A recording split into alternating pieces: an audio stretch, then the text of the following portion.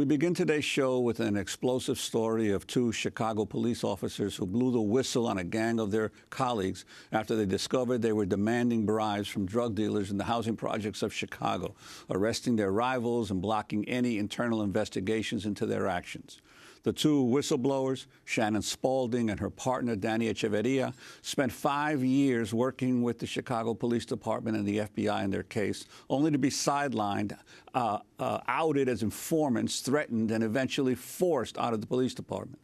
In contrast, the named senior officials and cops who helped cover for their fellow officers were able to retire from the force with their pensions intact and face no punishment for their role in the cover-up. Spaulding says she has even received death threats. She and her partner both took stress-related medical leaves, and she's been diagnosed with post-traumatic stress disorder. Their ordeal is chronicled in a 4-part investigation published by The Intercept called The Code of Silence. Part 1 is headlined, "In the Chicago Police Department, if the bosses say it didn't happen, it didn't happen." It's written by the award-winning Chicago journalist Jamie Calvin, who's made a career of exposing police misconduct in Chicago. He spent 3 years interviewing Spaulding for the report. He's also known for uncovering the autopsy report that showed Laquan McDonald was shot 16 times by Chicago police in 2004, and was the first to report on the existence of the video of the shooting, which was released 400 days after McDonald was killed. Thursday marked the 2nd anniversary of the killing. Calvin is now working with Spaulding on a project called the Invisible Institute, which has set up an encrypted Dropbox for Chicago police officers to anonymously upload evidence of corruption. They also offer to link whistleblowing cops to mental health and legal resources. For more, we go to Chicago, where Jamie Calvin joins us to discuss the investigation.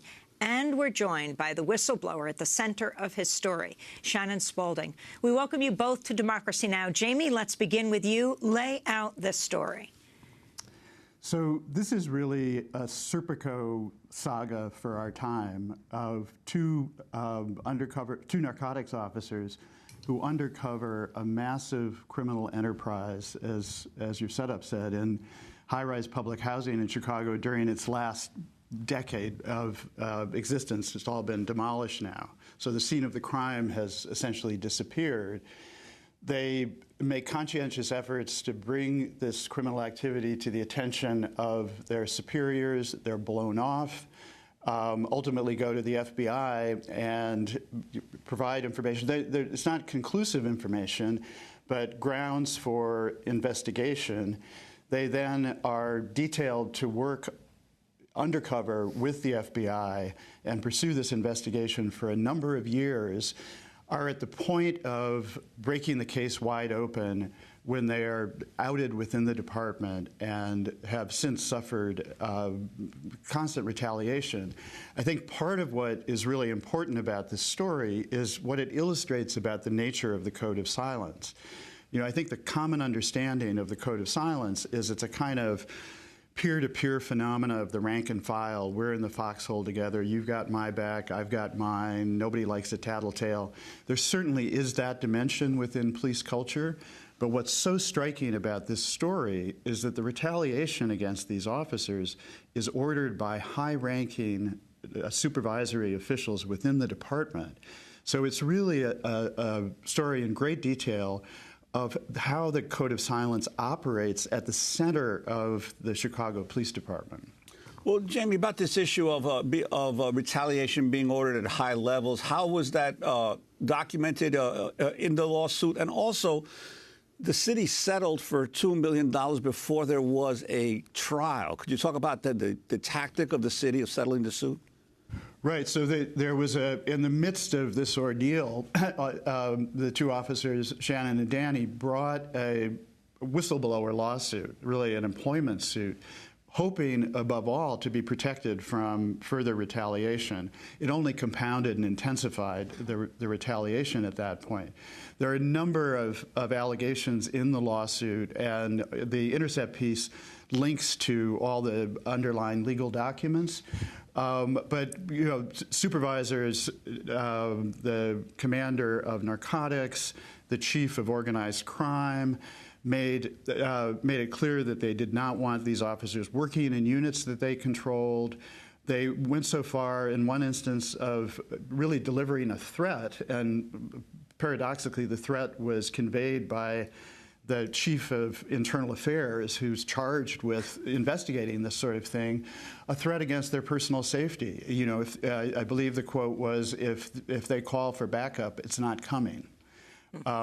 So, you know, this was not just a matter of being ostracized or shunned within the department, although it certainly was that. These, as Shannon says at one point in the article, I quote her saying, you know, we were officers without a department. So they're left out on the streets in this really dangerous investigation, investigating a team of officers who are thought to have been implicated in 2 murders. It hasn't been proven yet, but it's scarcely been investigated apart from Shannon and Danny's work. And they're kind of left wholly exposed. So, and this was coming from the top. This wasn't some kind of, you know, aberrant behavior. This is really the machinery of how the Chicago Police Department controls the narrative. Amy quoted the line about, you know, if 4 of the bosses say it didn't happen, it didn't happen. That's really what's at the center of this story. Let's go to Shannon Spaulding, former Chicago police officer. On May 31st, Chicago agrees to settle a whistleblower lawsuit brought by Shannon Spaulding and her colleague Daniel Echeverria, who allege they suffered retaliation for reporting investigating criminal activity by fellow officers. Shannon Spaulding, tell us, what was it that you were investigating? When did it happen? And when did the cover-up, do you feel, and the retaliation against you start? My partner Danny and I started investigating allegations that kept surfacing. There was a Sergeant, Ronald Watts, and members of his TAC team who worked directly underneath him that were imposing what they called on the street a Watts tax. Basically, he was extorting the drug dealers. He was receiving money from drug dealers that ran different drug lines within the Ida B. Wells housing projects in the surrounding area, and in exchange for that money, they were guaranteed protection from prosecution and arrest. In addition to that, the allegations were that this crew of rogue officers under the command of Ronald Watts were also planting narcotics on innocent individuals and falsifying police reports, falsely arresting them, putting them in prison for false allegations. There's also the allegations of, you know, physical violence, of being beaten if they didn't want to comply and pay this tax, as well as warrantless seizures, kicking in doors and going through people's apartments, stealing everything that wasn't nailed down.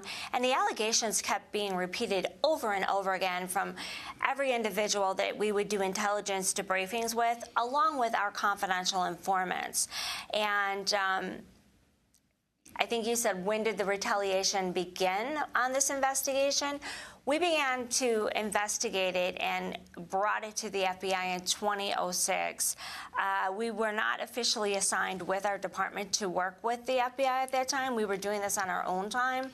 In 2007, we were assigned by the Chicago Police Department to work with the FBI solely on what was dubbed Operation Brass Tacks. Brass meaning the top officials in the police department. Brass refers to a boss. Tax because that's what they were implementing on the drug dealers and the gangbangers.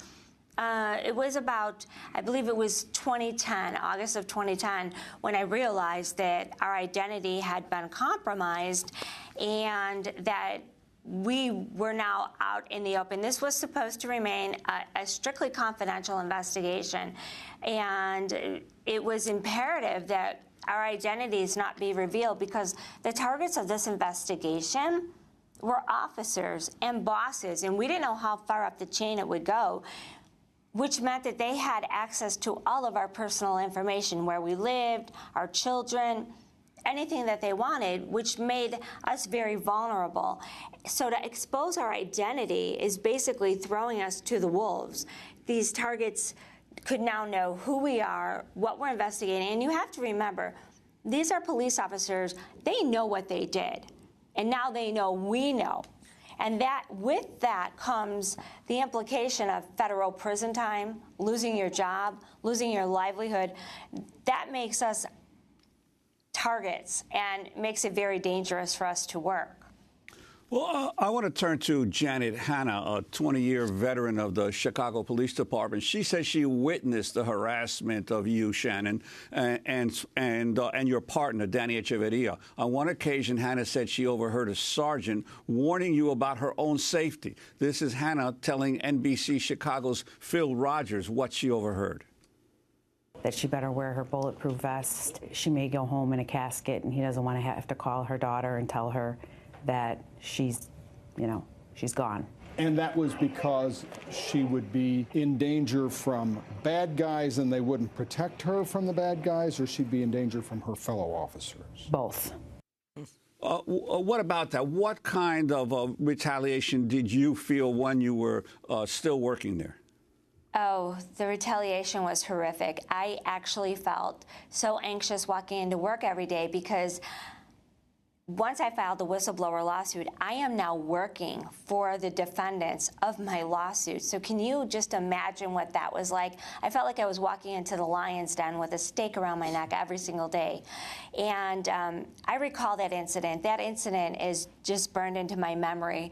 It was my direct supervisor at the time within fugitive apprehension that was telling me that because we had investigated other officers, because we had basically broken the code of silence and we had gone against other sworn members, that the officers within that unit, the supervisor is relaying to me that the officers on the team and in this unit will not back you up. You're on your own. You're in a lot of danger.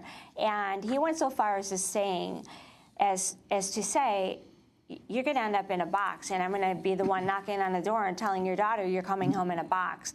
And those were the type of threats that would happen just on a regular basis. It was almost, the retaliation was relentless, and it was daily. I wanted to also ask Jamie Calvin, you've been investigating both police abuse and now this entire police corruption scandal. For those of us who've been following crime stories in police departments now for decades, this is almost like deja vu all over again. If it wasn't Serpico in the 1960s here in New York City, and then in the 90s there was a similar type of scandal with a corrupt group of officers named headed by a guy named Michael Dowd, and again a police officer within the department, Joe Tromboli, trying to ferret them out. But the Dowd criminal group was only revealed when Long Island police arrested him on charges. And it seems to me that there's always been sort of a link between corruption in police departments and abuse within police departments. That there seem to be upsurges in abuse at the same time that there are upsurges in corruption. I'm wondering your understanding what's been going on in Chicago. Yeah, well, I think that's well put, and a huge part of that is the war on drugs and the way in which we've conducted it. I mean, I think we found consistently in multiple scandals that it happens in sort of specialized units working in supposedly combating the war on drugs, and but again and again, that proves to be a sort of setting and medium for corruption and all the attendant abuse. So what Shannon was describing was this sort of protection racket that hugely corrupt. The officers are really an integral part of the drug trade. At the same time, as part of that, they are daily, multiple times, violating the constitutional rights of citizens. False arrest, excessive force, the fabrication of evidence, on and on. So this all goes together, and I think we will continue to have recurring scandals of this nature until we can address the, we use this term, the code of silence, to describe a kind of culture within the department, a really mode of governance within the department. And until officers like Shannon and Danny are held up as models of good police officers and good police work, until the incentive-disincentive sort of scheme shifts, right now, for officers to break ranks and come forward and report really grievous abuse by fellow officers requires them to be heroic, almost to the point of self-sacrifice. So that can't work. In February of 2015, the former Chicago Police Department Superintendent, Gary McCarthy, releases a statement to NBC Chicago saying, quote, Superintendent McCarthy and the CPD, Chicago Police Department, have zero tolerance for retaliation against whistleblowers. However, the city believes the claims of these particular plaintiffs are without merit. The city will continue to vigorously litigate this case. That was in February 2015. Shannon, the day you were going to trial, right, in May of 2016, they settled with you and Danny, your fellow police officer, for $2 million? That is correct. They waited until the last minute, and then they decided to settle.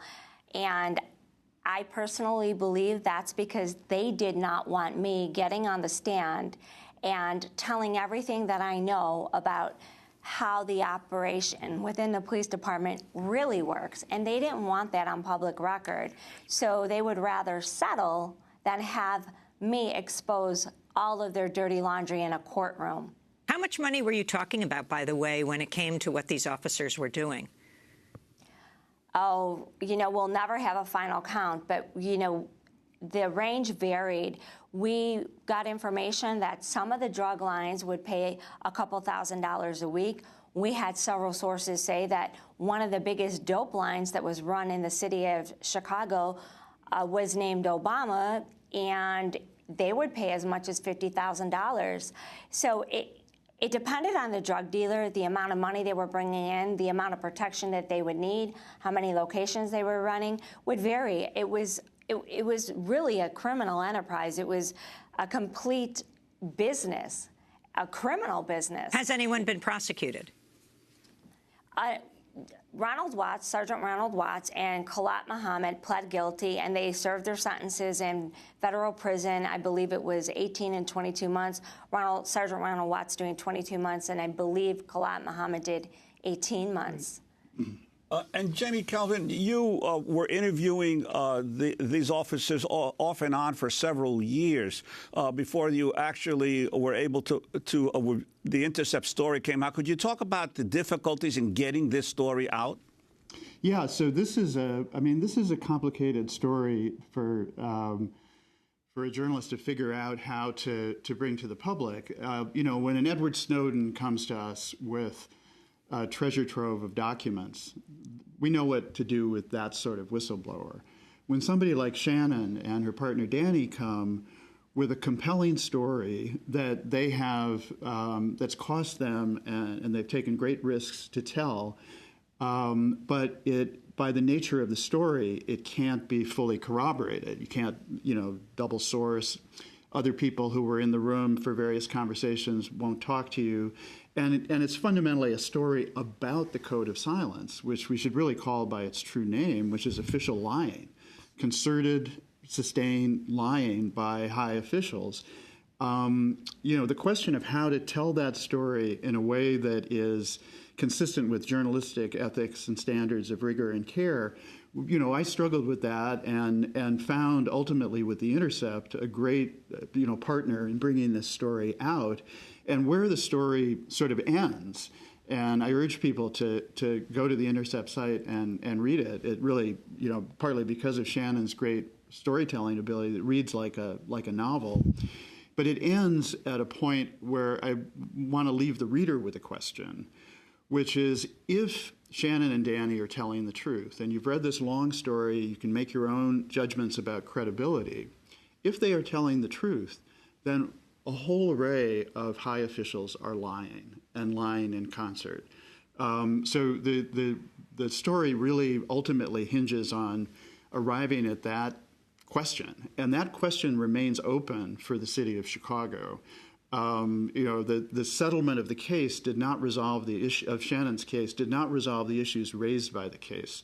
And what we hope to do through the reporting and ongoing reporting about this is to keep those issues very centrally in the public eye. Very quickly, late last year, Chicago Mayor Rahm Emanuel apologized for Laquan McDonald's death. In his speech to the Chicago City Council, Emanuel broke with the city's long history of denying the existence of the Code of Silence.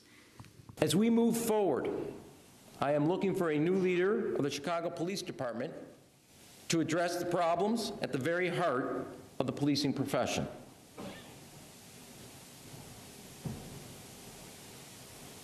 The problem is sometimes referred to as the thin blue line. The problem is other times referred to as the Code of Silence. It is this tendency to ignore. It is a tendency to deny. It is a tendency, in some cases, to cover up the bad actions of a colleague or colleagues. No officer should be allowed to behave as if they are above the law just because they are responsible for upholding the law.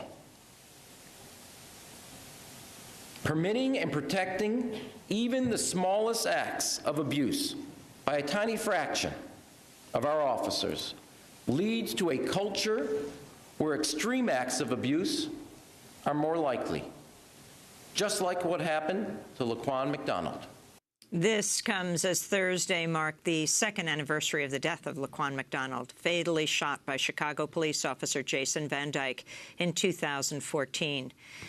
Jamie Calvin, you were the first to report the existence of the video of the shooting, which was released 400 days after McDonald was killed, released after Mayor Rahm Emanuel was reelected. As we wrap up, can you talk about the significance of here he's acknowledging the Code of Silence and what this case has meant for the city? Basically, Laquan McDonald shot 16 times. That's almost one bullet for every year of his life. He died at the age of 17. No, it's an extraordinary moment for the city, and I've now compared the public narrative of Laquan McDonald to the story of Emmett Till, another child of Chicago, that so illuminated the underlying violence of the Jim Crow era.